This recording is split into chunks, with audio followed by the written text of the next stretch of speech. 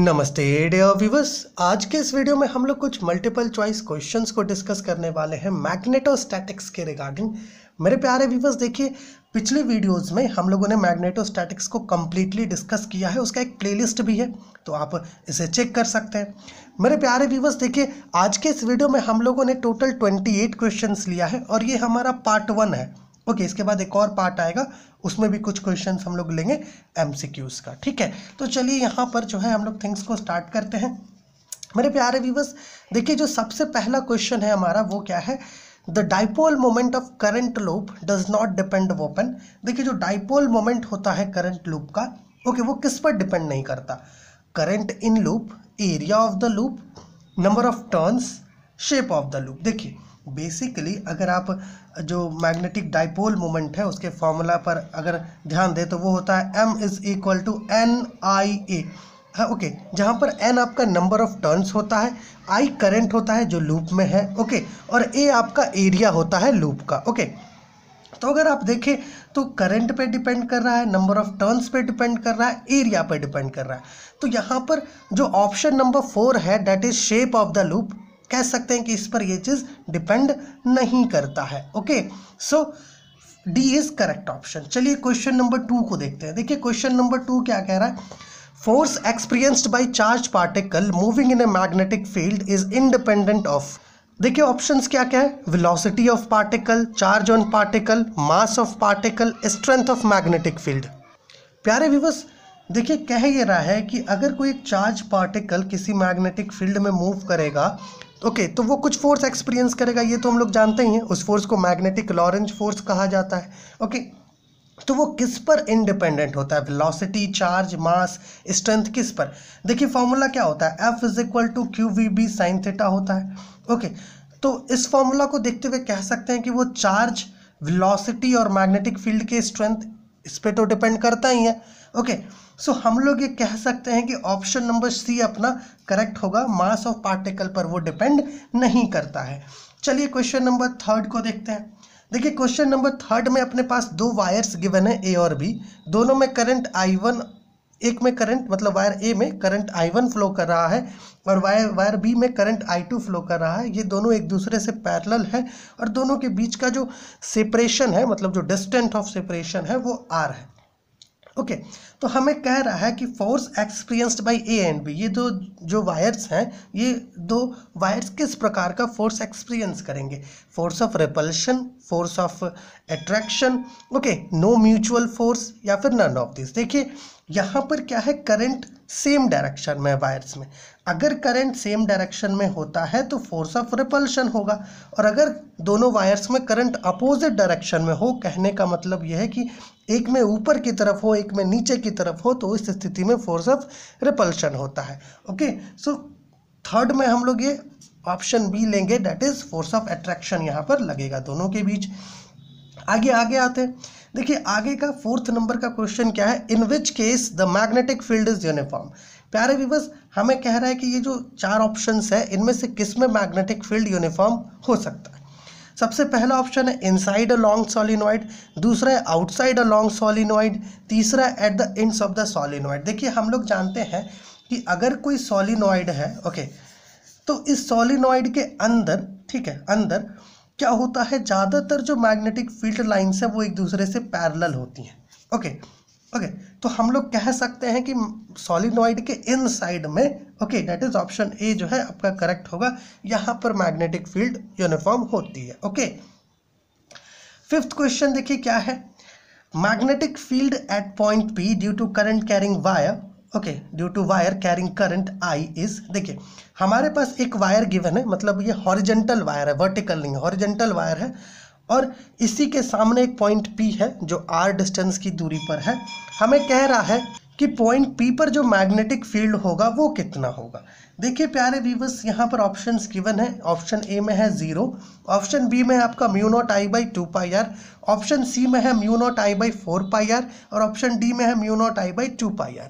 देखिए अगर आप गौर से देखिएगा तो मान लीजिए यहाँ पर हम लोग एक छोटा सा लेंथ एलिमेंट कंसिडर कर ले, अगर dl, तो लेंथ एलिमेंट और ये जो हमारा डिस्टेंस होगा पॉइंट के बीच का, इन दोनों के बीच एंगल क्या बन रहा है, या तो एंगल 0 डिग्री बनेगा या फिर एंगल जो है 180 डिग्री बनेगा। ये तो आप ऑब्जर्व कर ही पा रहे हैं। तो हमें पता है कि जो फॉर्मूला होता है वो क्या होता है। ओके, बायोट-सावर्ट्स लॉ के अकॉर्डिंग फॉर्मूला क्या होता है, ऐसा होता है dB is equal to mu not by 4 ideal sine theta by r square होता है। अभी थीटा का वैल्यू 0 रखोगे तब भी वैल्यू 0 मिलेगा, 180 डिग्री रखोगे तब भी 0 मिलेगा। तो ये पूरा क्या 0 से इक्वल नहीं होगा? बिल्कुल होगा। सो फिफ्थ का आंसर क्या होगा? Option number A. ओके, ये चीज़ आप समझ रहे होंगे क्योंकि वायर क्या है, हॉरिजेंटल है। पॉइंट यहाँ पर अगर यहाँ एक लेंथ एलिमेंट कंसिडर करें तो जो यहाँ जो एंगल थीटा है ना, ये एक्चुअली में डीएल और इसके डीएल का जो डायरेक्शन है और ये जो आर है इसके बीच का एंगल होता है बायोट-सावर्ट्स लॉ में। लेकिन यहाँ पर तो एंगल 0 डिग्री बन सकता है या फिर 180 degree. Okay, so this is what. चलिए फिफ्थ क्वेश्चन तो देख लिए, सिक्स्थ क्वेश्चन देखते हैं। यहाँ पर सिक्स्थ क्वेश्चन देखिए, हम लोग लिखे हैं कि the magnetic field outside an infinitely long solenoid. देखिए जैसे मान लीजिए ये एक इनफाइनाइटली लॉन्ग सोलिनॉइड है, तो इसके आउटसाइड में जो मैग्नेटिक फील्ड होगा वो कितना होगा। देखिए हम लोगों ने ये चीज़ पढ़ा है कि जो सोलिनॉइड है ना, ओके, उसके अंदर जो मैग्नेटिक फील्ड है वो बहुत स्ट्रांग होता है और इंड्स पर जो मैग्नेटिक फील्ड है वो थोड़ा कम होता है, एक है ना, अगर हम लोग अंदर से इनसाइड से कंपैरिजन करें तो। और एक्सपेरिमेंटली ऐसा प्रूव्ड है कि जो सोलिनॉइड है उसके बाहर जो मैग्नेटिक फील्ड का स्ट्रेंथ है वो बहुत कम है, बहुत कम होता है। ठीक है, तो यहाँ पर क्या कह रहा है कि the magnetic field outside an infinitely long solenoid. Okay, तो सोलिनॉइड के बाहर अगर कोई एक पॉइंट है, अब स्पेसिफाइड नहीं है कि ये पॉइंट नज़दीक में है या दूर है। ओके, तो इस केस में क्या करेंगे, हम लोग इसका आंसर 0 लेंगे। ठीक है, ये अपना सिक्स्थ क्वेश्चन था। सेवन्थ क्वेश्चन देखिए क्या लिए हैं, एक मिनट, सेवन्थ में चलिए इसको ड्रॉप कर देते हैं। यहाँ पर हम लोगों ने स्टेटमेंट नहीं लिखा है इसके लिए, केवल फिगर लिए हैं। ठीक है, इसको हम लोग ड्रॉप करते हैं। ठीक है, इस क्वेश्चन को हम लोग आगे किसी एक वीडियो में इसको डिस्कस कर लेंगे। ठीक है, बहुत ही इंटरेस्टिंग क्वेश्चन है ये। एक सेमी सर्कुलर लूप को एक यूनिफॉर्म मैग्नेटिक फील्ड में प्लेस किया जाता है। ओके, और हम लोगों से पूछा जाता है कि इस पर किस प्रकार का फोर्स लगेगा। ठीक है, तो इसका यहाँ पे कुछ स्टेटमेंट होता है, वो होना जरूरी था, इसलिए इसको ड्रॉप करते हैं। ठीक है, चलिए आठवां क्वेश्चन जो है हमारे पास वो क्या है, the ratio of magnetic field induction at the centre and ends of a infinite long solenoid is. देखिए एक इनफाइनाइट लॉन्ग सोलिनॉइड है। ओके, तो हमें बताना है कि जो रेशियो होगा magnetic field induction at centre और ends of a long solenoid. देखिए सेंटर की बात करें तो मैग्नेटिक फील्ड इंडक्शन जो होता है सेंटर में, ओके, ऑफ लॉन्ग सोलिनॉइड, वो आपका म्यू नॉट एन आई होता है। ठीक है, एन नंबर ऑफ टर्न्स और आई आपका करंट होता है।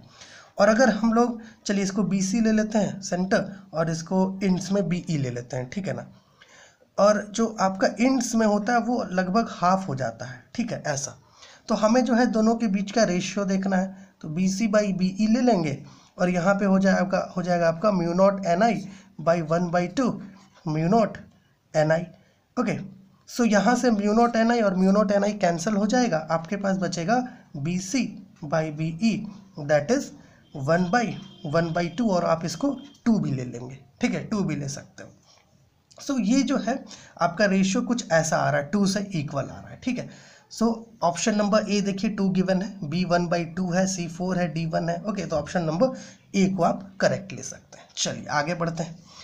अगला क्वेश्चन हम लोग लिए हैं, which of the following is solenoidal. ठीक है, ऑप्शंस में देखिए गिवन है electric field, magnetic field, both electric and magnetic field and neither one. तो ये आप पर छोड़ते हैं, आप बताइए इसका आंसर क्या होगा। ठीक है, कौन सा फील्ड सोलिनॉइडल होता है। ठीक है, अगला क्वेश्चन क्या है, the magnetic field at a point at a large distance x at the axis of a current carrying circular coil of a small radius, okay, of a small radius is proportional to। देखिए small radius का बात कर रहा है। मान लीजिए कि आपके पास क्या है, एक सर्कुलर कॉइल है। ठीक है ना, और इसका ए और ये सर्कुलर कॉइल का जो रेडियस है वो स्मॉल है, कह रहा है कि चलिए इसका रेडियस को ए ले लेते हैं। ओके, और मान लीजिए कि इसका एक्सेस बहुत बड़ा है, इसके एक्सेस पर कहीं पर एक पॉइंट पी ले लिए, तो सेंटर और इसके बीच का डिस्टेंस को x ले लेते हैं। क्वेश्चन में कुछ ऐसा ही कह रहा है कि the magnetic field at a point at a large distance x at the axis of a current carrying circular coil of a small radius is proportional to, तो ये किस पे प्रोपोर्शनल होगा? देखिए बेसिकली ये प्रोपोर्शनल होना चाहिए आपका किस पर, एक्स पर, क्योंकि इस केस में जब कॉइल आपका बहुत स्मॉल होता है ना तो ये जो है ये बहुत स्मॉल हो जाता है as compare to x. Okay, मतलब जो डिस्टेंस है पॉइंट का सेंटर से, ओके उसके रिगार्डिंग ए बहुत स्मॉल हो जाता है, तो हम लोग ए को क्या कर देते हैं, नेग्लेक्ट कर देते हैं। तो इस केस में जब नेग्लेक्ट कर देते हैं तो फॉर्मूला कैसा होता है, देखिए ऐसे बी का जो वैल्यू मिलता है हमें किसी भी मतलब कोई भी सर्कुलर कॉइल के एक्सिस पर अगर आप एक पॉइंट ले रहे हो तो उस पर जो मैग्नेटिक फील्ड इंडक्शन होता है सर्कुलर कॉइल के कारण, उसका फॉर्मूला होता है B is equal to mu not I a square by 2 a square plus x square पे पावर 3/2, कुछ ऐसा होता है। ठीक है, अब चूंकि ए को नेग्लेक्ट कर रहे हैं तो यहाँ पर नीचे वाले में ए का जो वैल्यू है ना इसके जगह 0 रख देंगे, तो बी इज इक्वल टू क्या हो जाएगा, mu not I a square by 2 x पर क्यूब हो जाएगा। तो यहाँ से कह सकते हैं बी जो है ये एक्स पर क्यूब पे आपका प्रोपोर्शनल है। ठीक है ना, मतलब एक्स पर क्यूब 1/x पर क्यूब पर प्रोपोर्शनल होगा। सो देखिए ऑप्शंस में है x square 1/x square, x पर क्यूब और 1/x पर cube. So option number D क्या होगा, करेक्ट होगा। आगे देखिए क्वेश्चन क्या गिवन है कि the Lorentz force in an electromagnetic field is, electromagnetic field है ना, मतलब इलेक्ट्रोमैग्नेटिक फील्ड में जो लॉरेंज फोर्स है उसका एक्सप्रेशन क्या होता है। सो इसका आंसर आप खुद से बताइए। यहाँ पर 3 ऑप्शंस है, arrow F is equal to q arrow E, arrow F is equal to q bracket arrow v cross arrow B. Option C है आपका arrow F is equal to q arrow E plus arrow v cross arrow B, है ना। तो इसका answer आप खुद से बताइए, ठीक है ना। चलिए 12th क्वेश्चन देखिए। 12th क्वेश्चन गिवन है अपने पास कि the vector potential in a region is x y z is equal to minus Y I cap plus 2x j cap, the value of B is. देखिए कहने का मतलब यह है कि हमारे पास एक वेक्टर पोटेंशियल गिवन है ए, ठीक है, ए गिवन है that is minus Y I cap plus 2x j cap. हमें बी का वैल्यू पता करना है। तो देखिए हम लोग जानते हैं कि जो आपका कर्ल होता है वेक्टर पोटेंशियल का वो बी से इक्वल होता है। सो बेसिकली हमें करना क्या है, इसका कर्ल निकालना होगा। ओके, सो इसे कुछ आप ऐसे लिख सकते हो, I cap del by del X plus J cap del by del Y plus K cap del by del Z. Okay, and इधर हो जाएगा माइनस वाई आई कैप प्लस जेड, एक मिनट यहाँ पे 2 है ना, ये 2 है, ये 2 है, 2x जे कैप। ठीक है, इसको सॉल्व करेंगे तो b का वैल्यू मिल जाएगा। सो b आपका इससे इक्वल होगा। तो इसको पहले डिटर्मिनेंट के फॉर्म में ले लेते हैं, i cap j cap k cap. Okay, del by del x del by del y del by del Z. Okay, यहाँ पर थोड़ा देखिएगा प्यारे व्यूअर्स, एक्स तो एक मिनट आई कैप है ना माइनस वाई है, जे कैप भी है 2x और के कैप 0 है। सॉल्व करते हैं इसको। आई कैप के लिए सॉल्व करें तो ये तो पहले 0 हो जाएगा और ये भी आपका 0 हो जाएगा। ठीक है, जे कैप के लिए अगर सॉल्व करते हैं तो ये आपका 0 और ये भी 0 हो जाएगा। ठीक है, के कैप के लिए सॉल्व करें तो ये यहाँ पे 2 आएगा और इसमें आपका -1 आएगा, है ना। ठीक है, मतलब है कि कह सकते हो 2 + 1 डेट इज, है ना, 3 से इक्वल यहाँ पे आ रहा है, 3 के कैप से। ओके, तो देखिए ऑप्शंस में क्या क्या गिवन है, जे कैप प्लस के कैप और बी में है 3 के cap. So this is the correct answer. ठीक है, ये अपना 12th क्वेश्चन था। आइए आगे का क्वेश्चन देखते हैं। सो आगे का क्वेश्चन प्यारे व्यूअर्स यहाँ पर लिखे हुए हैं हम लोग। 13th क्वेश्चन देखिए क्या गिवन है, in magnetic field the direction of motion of current carrying conductor is. देखिए बेसिकली जो मैग्नेटोस्टैटिक्स है इसके अंदर हम लोग एक टॉपिक पढ़ते हैं जहाँ पर हम लोग देखते हैं कि अगर हमारे पास एक यूनिफॉर्म मैग्नेटिक फील्ड है, इस यूनिफॉर्म मैग्नेटिक फील्ड में अगर हम लोग एक करंट कैरिंग कंडक्टर प्लेस कर देते हैं तो ये कुछ फोर्स एक्सपीरियंस करता है। अब जब ये फोर्स एक्सपीरियंस करेगा तो ऑब्वियस सी बात है, हो सकता है ये कुछ मोशन करे। तो उस मोशन का डायरेक्शन हम लोग कैसे पता कर सकते हैं। ऑप्शंस में है Fleming's rule, Maxwell's right hand rule, आपका यहाँ पर है लेंज रूल, ओके, और किरचॉफ्स लॉ। देखिए इसमें आप फ्लेमिंग्स रूल को लो क्योंकि इसी में जो है थिंग्स क्लियरली हमें पता चलता है। ठीक है, आगे का क्वेश्चन लिए Biot Savart's law is analogous to. ये तो हम लोग सबको ही जानते हैं कि बायोट सावर्ट्स लॉ जो है ये कुलम्स लॉ से एनालॉगस है। सो यहाँ पे ऑप्शन नंबर बी में हम लोग कुलम्स लॉ लिखे हैं। So you have to take this. चलिए 15th क्वेश्चन पर ध्यान देते हैं। 15वां क्वेश्चन अपना है कि if tau is equal to m then which of the following is correct. देखिए कहने का मतलब ये है कि जो टॉर्क लग रहा है ना, ये चीज़ हम लोग कहाँ पढ़े थे, करंट लूप में पढ़े थे, है ना। करंट लूप जब मैग्नेटिक डायपोल की तरह एक्ट करता है वहाँ पढ़े थे। जब आप किसी भी एक करंट कैरिंग लूप को जब आप प्लेस कर देते हो मैग्नेटिक फील्ड में, तो हमें टाउ का एक वैल्यू मिलता है, मतलब जो लूप है आपका वो टॉर्क एक्सपीरियंस करता है, जो होता है tau is equal to NIAB sine theta. Okay, और यहाँ पर ये जो टर्म है आपका NIA, इसको हम लोग कहते हैं मैग्नेटिक डायपोल मोमेंट, जो आपका m से इक्वल होता है। ठीक है, सो m इज इक्वल टू क्या हो जाएगा, NIA। हमें कह ये रहा है कि ये टाउ और ये m कब इक्वल होगा, तो ऑप्शंस भी गिवन है, sine theta is equal to 0, okay okay, b is equal to 1, option B में गिवन है sine theta is equal to 1 और option B is equal to 0, sine theta is equal to 0 और b is equal to 0, okay, sine theta is equal to 1 और b is equal to 1। देखिए ये चीज़ कैसे solve कर सकते हैं, इसके लिए हमें इसे टाउ को m के फॉर्म में लिखना होगा, NIAB की जगह m लिख कर दो और m भी साइन थीटा हो गया। ठीक है, अब यहाँ पर थिंग्स को समझना होगा हम लोग को। देखिए अगर यहाँ पर थीटा का वैल्यू 90 डिग्री हो, ठीक है, तो साइन 90 डिग्री का वैल्यू 1 मिल जाएगा। ठीक है, तो साइन थीटा का वैल्यू 1 होना चाहिए, और अगर b का वैल्यू भी हमारे पास 1 टेस्ला मिल जाए, तो उस केस में अगर आप वैल्यूज़ को रखोगे, दोनों का वैल्यू को 1, साइन थीटा का वैल्यू भी 1 और b का वैल्यू भी 1, तो हम लोग ये ऑब्जर्व करेंगे कि टाउ m से इक्वल होगा। तो यहाँ पर देखो ऑप्शन नंबर डी में सेम कंडीशन है ना, साइन थीटा का वैल्यू भी 1 है और b का भी। ठीक है, सो ऑप्शन नंबर डी क्या होगा, करेक्ट होगा। चलिए आगे आते हैं। 16th क्वेश्चन क्या है, the expression tau is equal to NIAB sine theta is valid for circular loop, rectangular loop, both A and B and all shapes of loop. देखिए ये जो एक्सप्रेशन है ना, tau is equal to NIAB, okay, ये हर तरह के loop के लिए, मतलब हर तरह के शेप के लूप के लिए, ठीक है, आपका जो लूप है वो किसी भी प्रकार के शेप का हो, circular, rectangular, semi circular, okay, हर एक लूप के लिए आपका ये एक्सप्रेशन वैलिड है, इसलिए ऑप्शन नंबर डी जो है आपका ये करेक्ट होगा। ठीक है, ऑल शेप्स ऑफ लूप। इसका कारण ये है कि आप किसी भी लूप, क्योंकि लूप जो है वो वायर से ही तो बनता है, ओके, तो किसी भी लूप को, सर्कुलर लूप को आप रेक्टेंगुलर में कन्वर्ट कर सकते हो, रेक्टेंगुलर को सर्कुलर में कन्वर्ट कर सकते हो। इसकी वजह से जो अपना ये एक्सप्रेशन है वो हर एक तरह के लूप्स के लिए, मतलब हर शेप के लिए वैलिड होता है। ठीक है, आगे का देखिए क्या है, unit of magnetic moment is, options में क्या गिवन है, ठीक है, ampere metre square, joule per tesla, both A and B and none of this. देखिए दोनों ही जो है मैग्नेटिक मोमेंट के SI यूनिट्स हैं, तो आपको यहाँ पर C में टिक कर देना है। ठीक है, चलिए आगे आते हैं।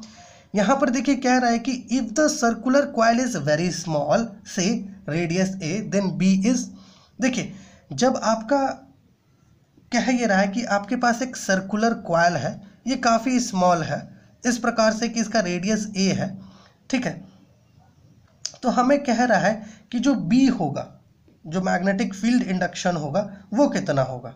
ओके, तो यहाँ पर देखो केस स्पेसिफाइड नहीं है ना कि B जो है वो कहाँ पर चाहिए, एक्सेस के पॉइंट पर या फिर, है ना, एक्सेस के किसी एक पॉइंट पर या फिर सेंटर पर, ये स्पेसिफाइड नहीं है ना। सो देखो इसमें हम लोग ये बता देते हैं कि अगर सर्कुलर कॉइल है, ठीक है, वो काफ़ी स्मॉल है, ठीक है, तो अगर आपको सेंटर पर पता करना हो मैग्नेटिक फील्ड इंडक्शन, तो आपका ये वाला करेक्ट होगा फॉर्मूला। ठीक है, और अगर एक्सिस के किसी भी एक पॉइंट पर पता करना होगा और आपका जो सर्कुलर कॉइल है वो काफ़ी स्मॉल है, तो उस केस में आपका ये फॉर्मूला वैलिड होता है। ठीक है ना, अदरवाइज कॉइल आपका जनरल है, ठीक है ना, ज़्यादा स्मॉल नहीं है, तो उस केस के लिए ये फॉर्मूला होता है। ठीक है, यही फॉर्मूला जो है स्मॉल सर्कुलर कॉइल के लिए इसमें रिड्यूस हो जाता है। ठीक है, और सेंटर पर पता करना हो तो ये आता है। ठीक है, ये आपका 18वां क्वेश्चन था। अब चलिए क्वेश्चन नंबर 19 को देखते हैं। देखिए क्वेश्चन नंबर 19 क्या है, which of the following is true. Option A है आपका del dot B is equal to 0, del cross B is equal to mu not J, and del dot E is not equal to 0 and all of the above. देखिए ये भी correct है, ये भी correct है ना, क्योंकि ये गॉस लॉ इन मैग्नेटोस्टैटिक्स में हम लोग ये चीज़ देखते हैं, डेल डॉट बी, है ना, क्योंकि जो आपका मैग्नेटिक फील्ड है ये क्या है, मतलब डाइवर्जेंस ऑफ मैग्नेटिक फील्ड जो होता है ये आपका जीरो है ना, मतलब मैग्नेटिक मोनोपोल्स एग्जिस्ट नहीं करते हैं। कहने का मतलब ये है कि अगर आप किसी भी एक बार मैग्नेट को तोड़ोगे तो आपको उस बार मैग्नेट में कभी भी एक सिंगल पोल नहीं मिलेगा, हमेशा नॉर्थ साउथ पोल मिलेगा, ठीक है। सो ये ऑप्शन करेक्ट है, ये आपका डिफरेंशियल फॉर्म है एम्पियर सर्किटल लॉ का, और ये चीज़ पॉसिबल हो नहीं सकता है क्योंकि डेल डॉट ई जो है ये आपका रो बाई एप्सिलॉन नॉट से इक्वल होता है, ठीक है। तो ये भी करेक्ट है। So all of the above आपका सही हो जाएगा, ठीक है। आपका 20th क्वेश्चन क्या है कि the value of mu not is, जो म्यू नॉट है इसका वैल्यू क्या होगा। ऑप्शन में देखिए 4 pi into 10⁻⁻7 weber per ampere metre. Option B है आपका 4 pi into 10⁻⁻7 weber per metre square.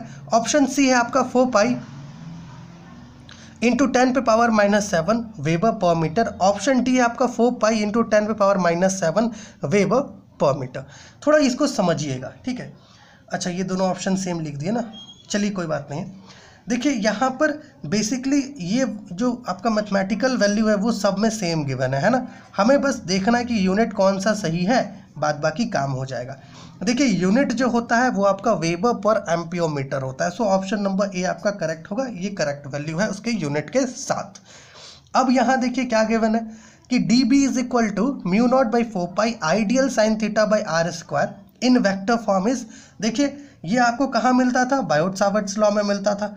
इसको वेक्टर फॉर्म में लिखेंगे तो क्या हो जाएगा, ये आप इसमें से देख करके बताइए कि क्या इसमें करेक्ट है, ठीक है।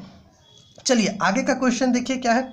Expression arrow F is equal to q arrow E plus arrow v cross arrow B okay holds good for.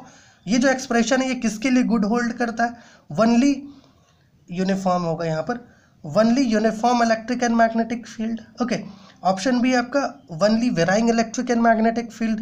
Option C है आपका uniform as well as varying, और ऑप्शन डी है नन ऑफ दिस। देखिए question ये कह रहा है कि ये जो गिवन एक्सप्रेशन है ये किसके लिए वैलिड है, ओके। इलेक्ट्रिक और मैग्नेटिक फील्ड दोनों यूनिफॉर्म होगा तब वैलिड होगा, या फिर है ना गुड्स होल्ड करेगा, ओके।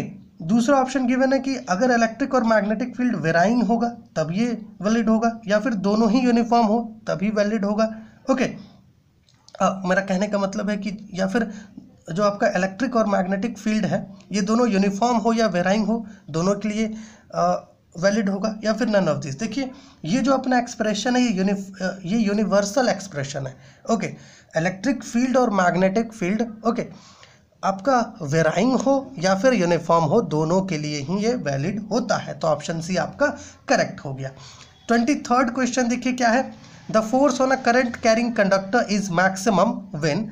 देखिए कोई भी करंट कैरिंग कंडक्टर को जब आप मैग्नेटिक फील्ड में, यूनिफॉर्म मैग्नेटिक फील्ड में रखते हो तो उस पर मैग्नेटिक फोर्स जो है वो मैक्सिमम तभी लगेगा जब थीटा का वैल्यू 90 डिग्री हो, ठीक है। अर्थात जब भी आपको साइन थीटा का वैल्यू 1 से इक्वल मिले, ठीक है ना। सो यहाँ पर एंगल के केस में ही गिवन है कि theta is equal to 0 degree, options में theta is equal to 90 degree, theta is acute angle और थीटा इज ऑब्ट्यूस एंगल। जब ये आपका 90 डिग्री होगा तभी फोर्स मैक्सिमम लगेगा, क्योंकि फॉर्मूला क्या होता है, F is equal to I L B sine theta होता है, ठीक है ना।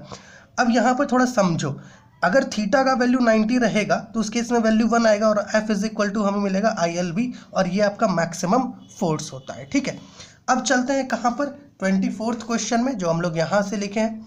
24th क्वेश्चन देखिए क्या है। Dipole moment is equal to current in coil into effective area of coil, which of the following represents effective area, ठीक है। ऑप्शंस में है N I, I A, N A, both A and B. देखिए हमारा जो dipole moment है M, okay, ये आपका इक्वल होता है किससे, एन आई ए से, ठीक है। कह ये रहा है मेरे प्यारे व्यूअर्स कि ये जो इफेक्टिव एरिया की बात हो रही है यहाँ पर, ठीक है, ओके, इस इफेक्टिव एरिया को कौन रिप्रेजेंट कर रहा है इन चारों में से। देखिए सबसे पहली बात, अगर आप इसको मैथमेटिकल फॉर्म में इसको लिखते हो इस डाइपोल मोमेंट को, तो मिलता है M is equal to N I A. अब इसमें से करंट बाहर निकाल दो, क्या बचा, एन ए, यही तो इफेक्टिव एरिया को रिप्रेजेंट करेगा, ठीक है। एन क्या है, नंबर ऑफ टर्न्स, और ए क्या है, एरिया है आपका किसी एक सिंगल टर्न का। मल्टीप्लाई करोगे तभी तो इफेक्टिव एरिया मिलेगा कॉइल का, ठीक है। सो ऑप्शन नंबर सी आपका करेक्ट होगा, that is N A, okay. आइए आगे बढ़ेंगे तो हमें 25th क्वेश्चन देखना होगा, जो है आपका which expression is analogous to tau is equal to N I A B sine theta. देखिए इससे एनालोगस कौन सा एक्सप्रेशन होता है, इसका एनालोगस एक्सप्रेशन होता है tau is equal to p E sine theta, जो हमें इलेक्ट्रोस्टैटिक्स में मिलता है। और अगर आप देखो तो ऑप्शन नंबर बी आपका करेक्ट होगा। ठीक है, 26 क्वेश्चन देखिए क्या है। गिवन, आपका गिवन में देखिए क्या गिवन है, गिवन, अच्छा ठीक है, देखिए यहाँ पर क्या है, दो वायर्स गिवन है, दोनों में जो है करंट फ्लो कर रहा है 1 एम्पियर का, वो भी सेम डायरेक्शन में, दोनों के बीच का डिस्टेंस 1 मीटर है। हमें फोर्स पर यूनिट लेंथ पता करना है। तो फोर्स पर यूनिट लेंथ क्या होता है, F/L का फॉर्मूला होता है म्यू नॉट I1 I2/2 पाई r, कुछ ऐसा होता है।